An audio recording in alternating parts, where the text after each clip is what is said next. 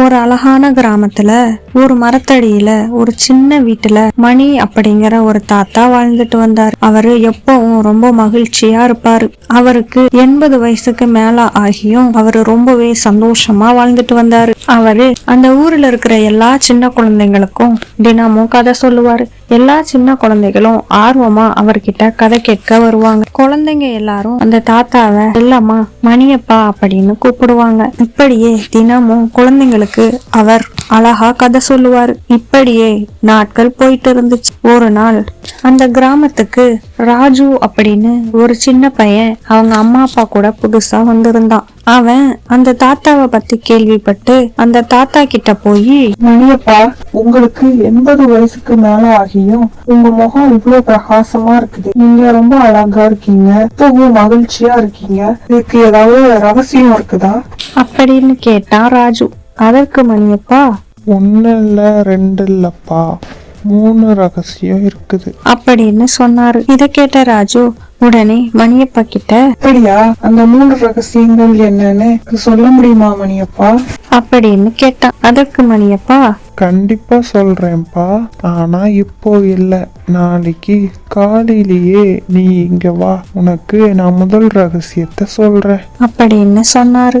உடனே ராஜுவும் சரி மணியப்பா அப்படின்னு சொல்லிட்டு அங்கிருந்து போயிட்டான். அவன் நைட்டெல்லாம் யோசிச்சுக்கிட்டே இருந்தான். அது என்ன ரகசியமா இருக்கும் அப்படின்னு. அவனுக்கு தூக்கம் கூட வரல. அப்படியே நேரமாகி பொழுதும் விடிஞ்சிருச்சு. உடனே ராஜு எழுந்து மணியப்பாவோட வீட்டுக்கு போனான். உடனே மணியப்பா ராஜுவோட கையில பையும் ஒரு கிளவுஸும் கொடுத்து அவனை நதிக்கரைக்கு கூப்பிட்டுட்டு போனாரு. ராஜுவும் மணியப்பா கூட நதிக்கரைக்கு போனான். நதிக்கரையில போய் அங்க இருக்கிற காகிதங்கள் குப்பைகள் எல்லாத்தையும் எடுத்து அவர் கொண்டு வந்த பைக்குள்ள போட்டாரு மணியப்பா. இத ராஜு பாத்துக்கிட்டே இருந்தான்.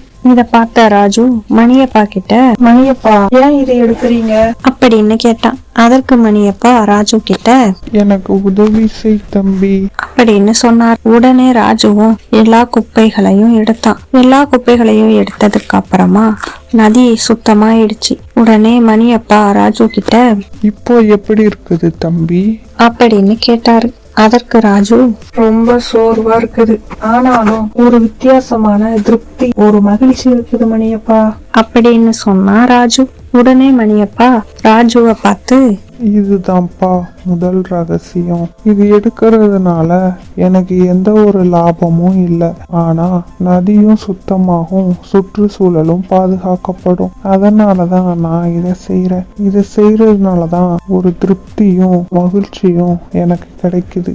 உனக்கு என்ன கிடைக்கும்னு நீ எதிர்பார்க்காம உன்னால என்ன கொடுக்க முடியும் அப்படின்னு யோசிச்சு செஞ்சா அந்த மகிழ்ச்சி உனக்கு நிச்சயமா கிடைக்கும் அப்படின்னு சொன்னாரு மணியப்பா. உடனே ராஜுவும் ரொம்ப சந்தோஷமா இருந்தான். அடுத்த ரகசியம் சொல்லுவாரு அப்படின்னு ராஜு எதிர்பார்த்து மணியப்பா கிட்ட, மணியப்பா, அடுத்த ரகசியம் அப்படின்னு கேட்டான். அதற்கு மணியப்பா, அடுத்த ரகசியம் என்ன அப்படிங்கறத நான் உனக்கு நாளைக்கு சொல்றேன் தம்பி, நீ நாளைக்கு காலையில வா அப்படின்னு சொன்னாரு. அதற்கு ராஜுவும் சரி அப்படின்னு சொல்லிட்டு அங்கிருந்து வீட்டுக்கு போயிட்டான். ராஜுவும் அடுத்த நாள் காலையிலேயே அடுத்த ரகசியம் என்னன்னு தெரிஞ்சுக்கணும் அப்படின்னு சொல்லி ரொம்பவே ஆர்வமா மணியப்பாவோட வீட்டுக்கு போனான். மணியப்பா ராஜுவை பேருந்துல நகரத்துக்கு கூப்பிட்டுட்டு போனாரு.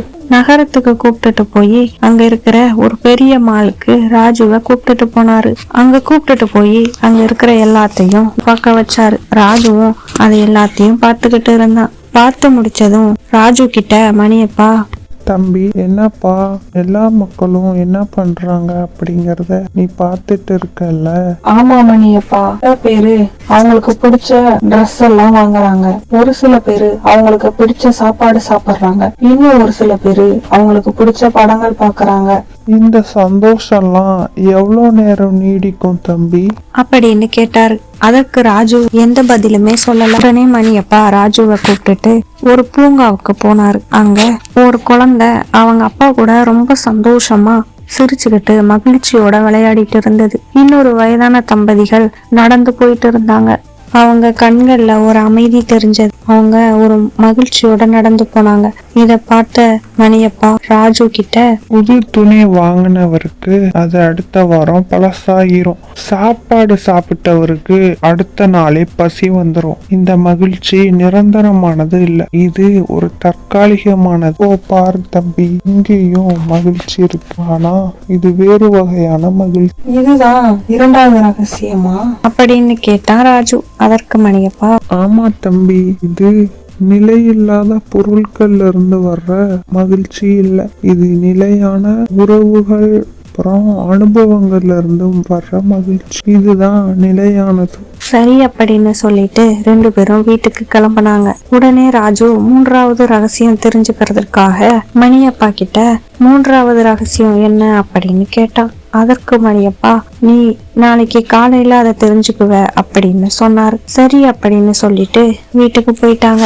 மறுநாள் காலையிலேயே அந்த 3வது ரகசியத்தை தெரிஞ்சுக்கணும் அப்படின்னு சொல்லி ராஜு ரொம்பவே ஆர்வமா மணியப்பாவோட வீட்டுக்கு வந்தான். அங்க மணியப்பா வீடு பூட்டி இருந்ததை பார்த்தான். உடனே ராஜு ரொம்பவே சோர்வாயிட்டான். அந்த பூட்டப்பட்ட கதவுல ஒரு கடிதம் இருக்கிறத ராஜு பார்த்தான். அந்த கடிதத்தை எடுத்து பார்க்கும் பொழுது, தம்பி, கொஞ்ச நாட்கள் நான் என்னோட மகன் வீட்டுக்கு போறேன், அந்த 3வது ரகசியம் உனக்கு தெரிஞ்சிருக்கும், இப்போ நீ அதை கண்டுபிடிப்ப அப்படின்னு போட்டிருந்தது. இத பார்த்த ராஜு ரொம்பவே கவலைப்பட்டான். அவன் ஏமாந்துட்டதான் நினைச்சான். சரின்னு சொல்லி வீட்டுக்கு போகலான்னு வீட்டுக்கு போகும்போது வழியில நேற்று பார்த்த அதே வயதான தம்பதியினரை ராஜு பார்த்தான். அவங்க பார்க்கும்போது அவங்க ஒருத்தருக்கு பேசிக்கல, ஆனா ரொம்ப அமைதியா நடந்து போனாங்க. அவங்களுக்குள்ள ஒரு புரிதல் இருந்துச்சு. அப்பதான் ராஜுவுக்கு அந்த 3வது ரகசியம் புரிஞ்சது. அன்பு மற்றும் புரிதல்லையும் மகிழ்ச்சி இருக்கு அப்படின்றதையும் ராஜு புரிஞ்சுக்கிட்டான். இந்த வீடியோ உங்களுக்கு பிடிச்சிருந்துச்சு அப்படின்னா லைக் பண்ணுங்க, ஷேர் பண்ணுங்க, கமெண்ட் பண்ணுங்க.